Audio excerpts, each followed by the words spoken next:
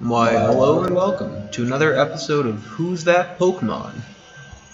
I'm your host, the Salmon Arm Slammer, and let's just jump right into it. Have you ever, pretended to be dumb? Really gone to the extent of just pretending to be as dumb as people were portraying or pretending you are? Me too. See, I don't like to put out how smart I am and brag about it. I really don't. I took psychology in high school on my own time, along with a bunch of other things, and I don't think that makes me any smarter than any other individual.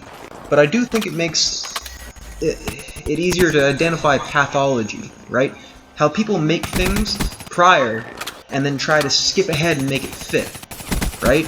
Or lying is the best, easiest way to describe it. Like the idea, if you have the resources to cover something up, and you think about how to do that prior, did it even happen? You see, the way I was raised was under the idea that you're honest. You're honest or it gets beat into you. And well, for some people that's just not the case. It seems that some people become more successful from being less honest. And to me in Canada, that just doesn't really make sense, right? Like, is it a select group of people that are allowed to do this? Or is it just, like, a community thing, when enough community members will blind eye certain people? Like, you understand what I'm saying? What exactly is that dictated upon? Is it dictated upon one's intellect? Or is it just a popularity contest in which, I guess, the person who gets the most, oh, we'll cover for yous. Oh, don't worry, we'll help you jump ahead of the lie you're creating and hide it so it doesn't look like it even happened.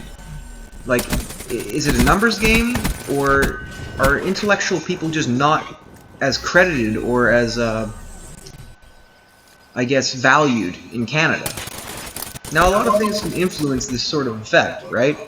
You know, anything, really, that you can trade.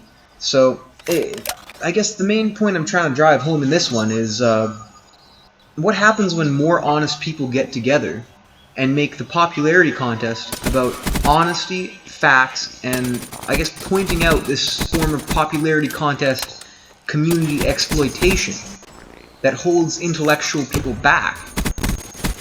There are all sorts of ways to sort of jump ahead of this, right? You can use doublespeak, saying things that mean another thing. You can look at one thing and have somebody saying something else. There's a whole bunch of other ways to do this. But at the end of the day, if you keep using the same roll of toilet paper, it's going to run out. And people are just going to see the real bullshit that's sitting there. Now, if you don't need to hide anything or clean anything up, are you ever in the wrong, and will people try to put you in the wrong to look better? Will they treat you as the toilet paper, essentially?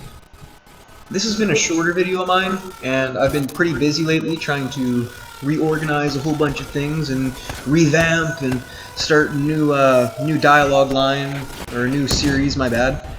And yeah, I've just been kind of hammering through stuff, trying to get shit done, and I hope that this is inspiring, or a new piece of information to some of you that may help you in your life. May help, I guess, create a more honest future for potential viewers and just people in general.